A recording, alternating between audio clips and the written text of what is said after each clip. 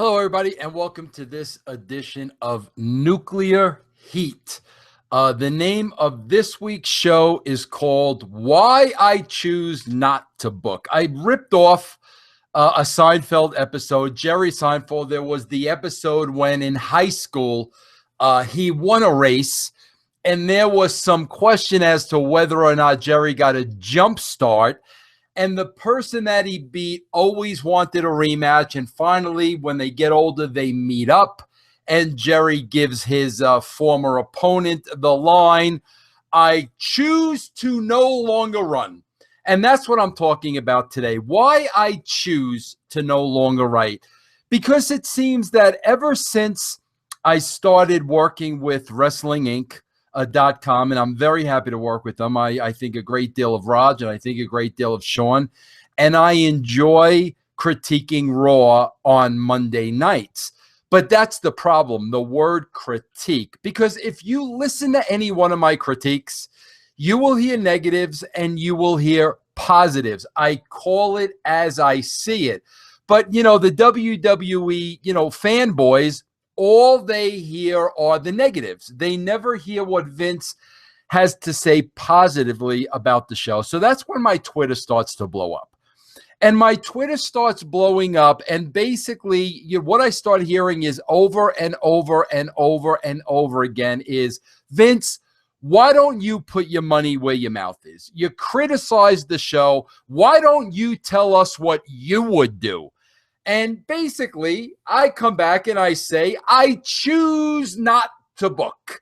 So then they start with, well, you choose not to book because you can't write a better show than they currently write on Monday nights. And I basically pointed out, listen, not only could I write a better show if they gave me a lobotomy and removed my brain, but I could write a better show if they gave me a lobotomy, removed my brain, and tied one hand behind my back. I could still write a better show than what you see on Monday nights. But there are a bevy of reasons why I choose not to book Monday Night Raw. And that's what I'm going to discuss today.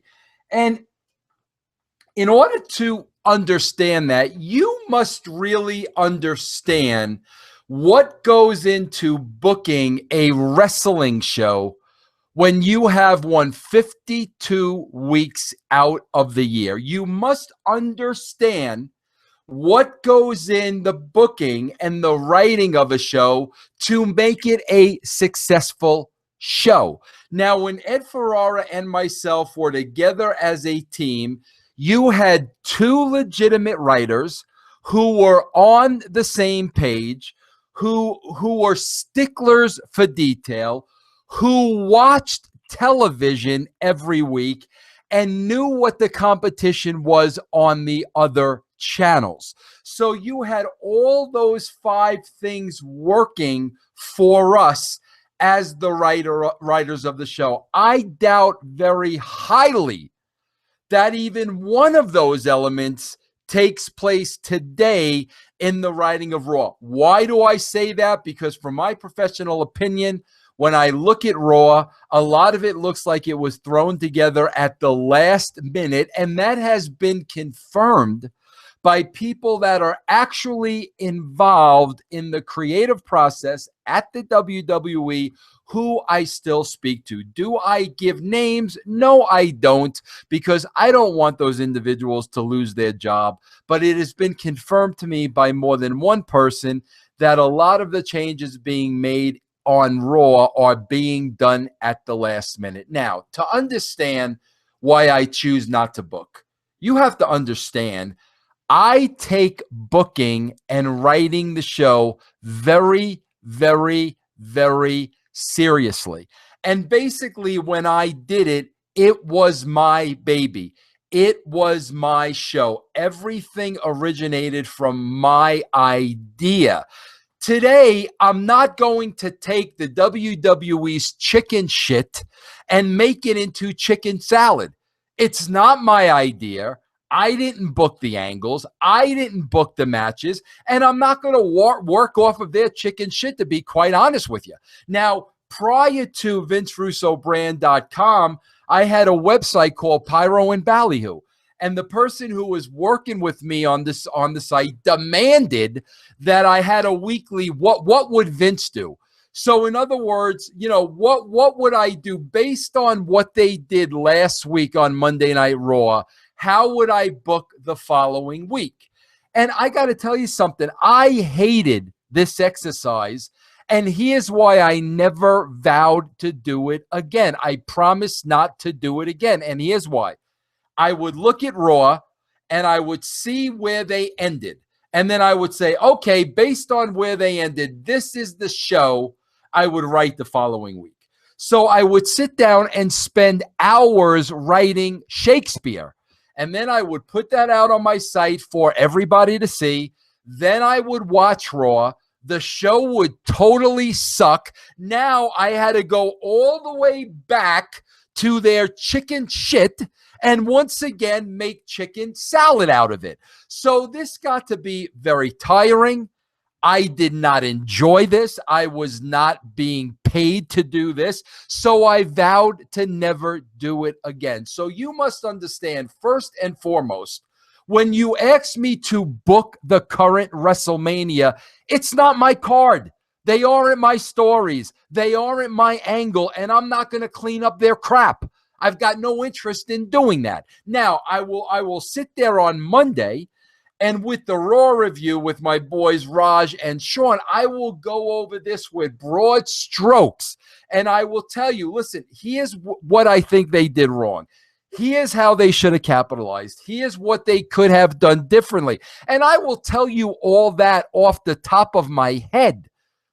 But to sit here and book the details of a show that I'm not writing and I'm not getting paid to write, and quite frankly, they'll probably steal my ideas, I am in no way, shape, or form interested in doing that, and I'm not going to do that.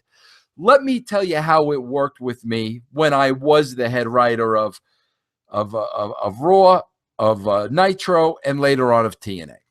First of all, let me tell you something. I would be in a room much like this, and the room would be dark. And basically what I would have is I would have my roster of all the names, and I would have the pay-per-view card that we were working towards. Now I would blank everything out of my mind, and I literally would get in the zone. Now you have to understand, I was getting in the zone at a time when I absolutely loved what I was doing. And I absolutely loved, I had the artistic liberty to write what was in my head and put it on the paper. But the key word is love. I got in the zone, 100% concentration. Me and the computer, 100%. We became one. But the reason why I got in the zone was I loved it. I don't love wrestling today. I am incapable of watching Raw and then getting in the zone and really, really focusing in on what they should do next, because quite frankly, I don't care. I am not interested. That's why as a writer, I just cannot get in the zone. You know, with my website, if I have to write a piece, I have to get in the zone. If I'm working on a script with my son, I have to get in the zone. But you need to care about those things in order to get in the zone. I don't care about the WWE product.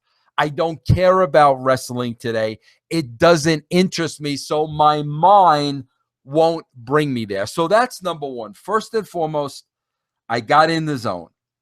I looked at my roster of players. I looked at the pay-per-view we were going to. Now I would sit down and I would make sure every single person on that roster that was involved in the pay-per-view was spoken for. Either they had a match, either they had a promo, either they had something going on in the back, either they had a vignette, something. But every single person on that roster would be accounted for if they were going to the pay-per-view.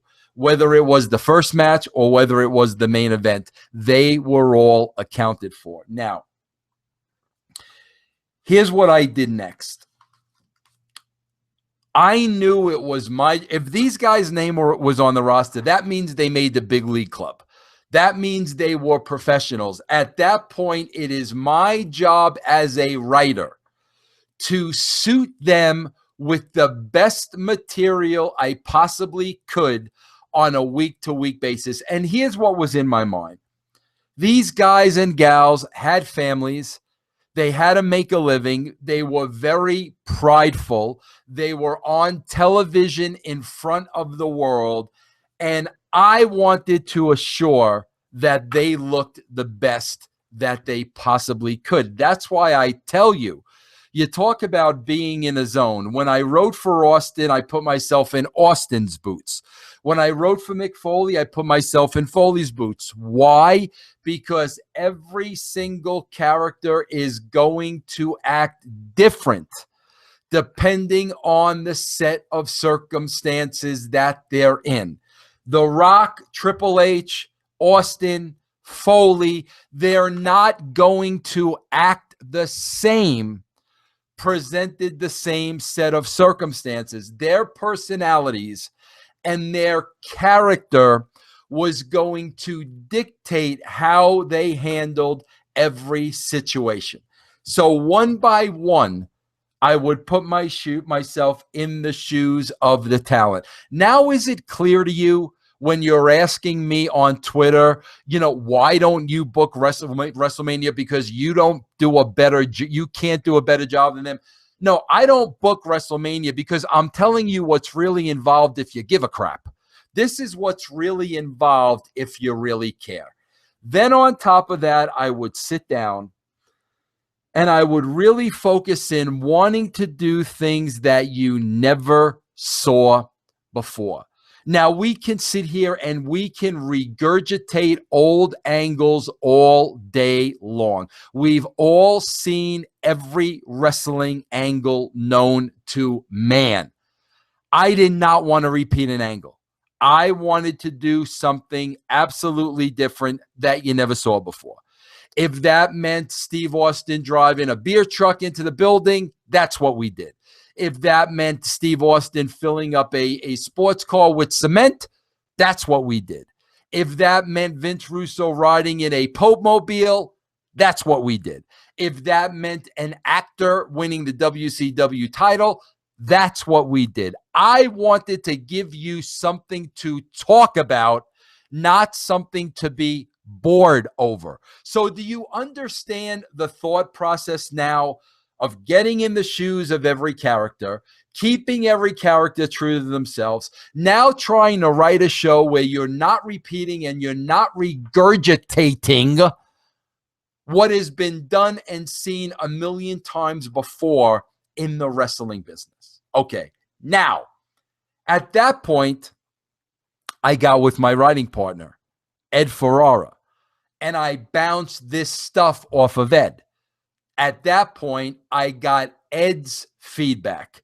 And Ed was a very smart individual, much smarter than me, much more meticulous than me, much more detailed oriented than me. So we complemented each other very well. And the two of us, just the two of us, would sit there in my house zoned in on each other, making sure we were on the absolute same page, okay? From there, we went to Vince's house. We now had to pitch Vince what we had for the entire show. Now, keep in mind, part of the exercise with Ed and myself we had to make sure that Vince McMahon could not poke any holes in the show. Therefore, we always had to be a step ahead of Vince McMahon. We knew Vince like the back of our hands. We knew the questions he was going to ask. We knew what he was going to object to. We knew what we were going to have to sell him on. We knew Vince. So we went in there fully prepared. So now you had three guys Ed, myself, and Vince all on the same page with the television show. Now, by this time, it's probably Friday afternoon. We're ready with the show. The show is done. What happens at that point? You want to know why I won't fantasy write WrestleMania and take their chicken shit and turn it into chicken salad? Well, here's another reason. You know what we did at that point? You know what I did at that point? I called at least the top talent and I let them know what they were doing on the show. Why did I do that? So they could think the entire weekend over it. They could mull it over. They could digest it. And maybe they could take the material that we had come up with, add their own personality to it, and make it even better. So now we'd get to the building. The show is written. Very rarely did it change. We knew the show backwards and forwards by this time. We had a production meeting. We laid out the show to everybody. So now everybody is on the same page. Now you're going to see a show that an entire week was spent on. A lot of work was put into dotting the I's, crossing the T's, making sure there were no holes, getting the talent involved in the show. Everything was done within that week. That's why I don't just book WrestleMania on the fly. That's not how I do things. If I'm going to sit down and I'm going to write a wrestling show, I'm going to write the best damn wrestling show I can, and that takes hours. That is a full-time job. That is nothing I am going to sit here and do for free when I'm not even getting paid for it as a freaking job. And let me tell you something. When I went back as a consultant for TNA, I conducted myself in the same exact way. Here was the only difference. A lot of times I wrote maybe 10, 12, 15 pre-tapes or backstage vignettes that they needed to shoot at the building. Since Dixie Carter wanted to keep it the big secret, I wasn't allowed to go to TVs.